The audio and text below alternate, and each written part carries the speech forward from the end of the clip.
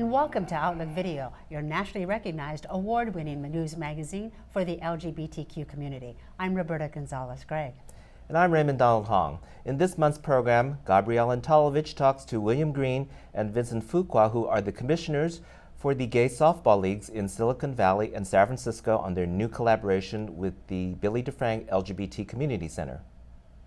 The transgender community is in the crosshairs of conservative lawmakers creating legislation targeting their use of public bathrooms.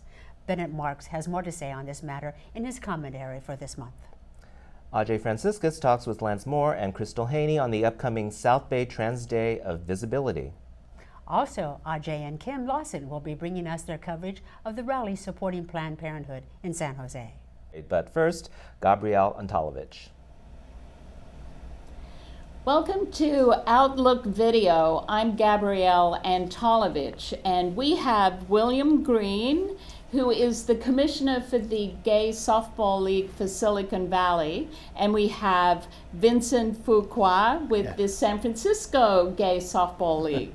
And I always thought that softball was a lesbian thing, but obviously it's not. It's expanded. How we got together is that you decided that us at the Billy DeFrank LGBTQ Community Center needed to have a softball team.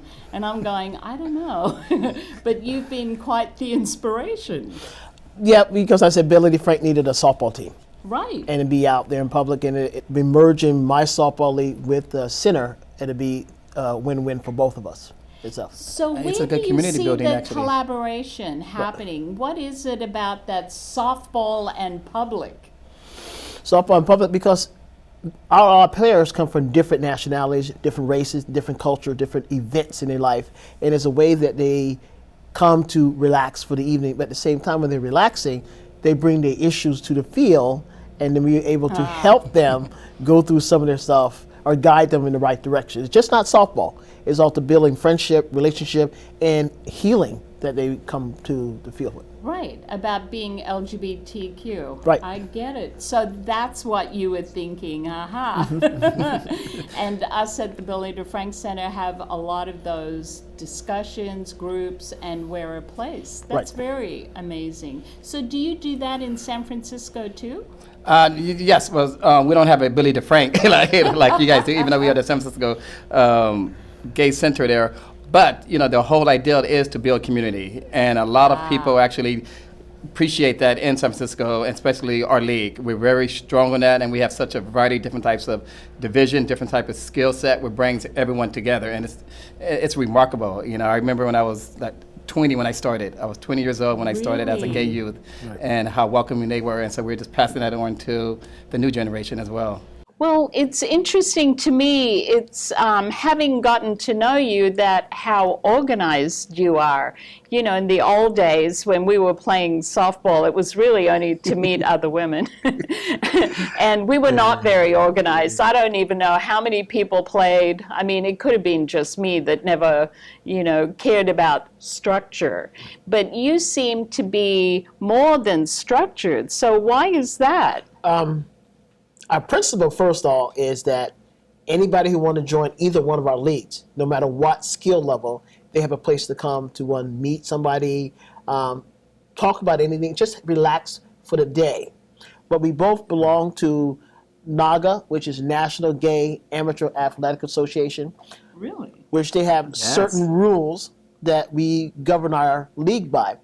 And that's basically the national gay organization where other cities belong to that, and we usually have the World Series somewhere where all the gays who play softball, about 6,000 or more, in the city. Yes, it's a lot. And they're gonna be having it in Portland, and Vincent and I are collaborating and bringing it here to the Bay Area in 2020. Yes, and hopefully Twin Creeks will be one of the sites that we actually be able to host it at, because they have the field and the complexity that we need actually to host something like that.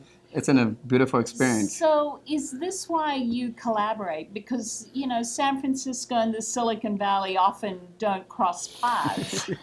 Well, we collaborate because we're friends. We've been friends for a long time, and we figure we're so close together. There's no sense of working against each other, but support each other. He's more supportive of me because he's been around 45 years, and I've only been around like 18 years, and I still learn a lot from him as the commissioner. Even after 18 years? Yeah, we still learn a lot because we change leadership so often. Right. Yeah. And so when I came in office, I had to learn from him certain things. Yeah, you know, and I think also part of what it is since we've been around so long, I think it's our responsibility to help other cities that actually start coming up and to build that collaboration. And it's also another way just to add to more community. You know, not just the San Francisco community, but also Silicon Valley community. I think it's important for all of us to come together, and I think that's something that we're establishing in both leagues. Right. And so it's a good fit that we're hanging out together. It's really interesting. I never thought of the Gay Community Center connecting with a sports team. Right. Well, as commissioners, Vincent and I both hear a lot of stuff from a lot of players. And it could be from A to Z what's going on in their personal life. By partnering with you, when I hear something, I could direct them to you and say, here's the place to go for this issue. Right. Here's the place to go for this issue. So it helps. So when we met at Gay Pride, we both exchanged cards. I said, I will be in touch. And you were. And then I met you. Yes, I know. And I think this is the age of collaboration. Yes. It really is. And, you know, the three of us went to Twin Creeks, and I have to admit, I was in awe of how beautiful a place it is to play any kind of sport. And we all, the three of us, talked to the owners about how the players are being treated by the non-LGBTs, and they're being proactive. So Right. that's really good. And we had a positive meeting with the ownership at Twin Creeks and just talk about how we could make things more peaceful. And they're very open, like you said, to do things. Yeah.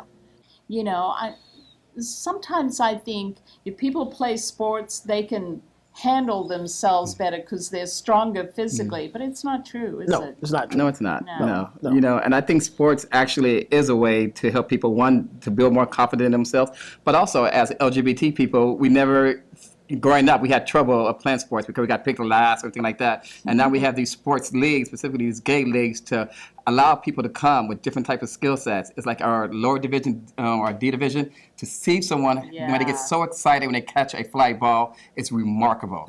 And that's what we set up. And It's that's a gay great thing. Yeah, Yay. it's beautiful Well, to watch. thank you so much for talking with us. And remember, you don't have to play well to play. Right. Correct.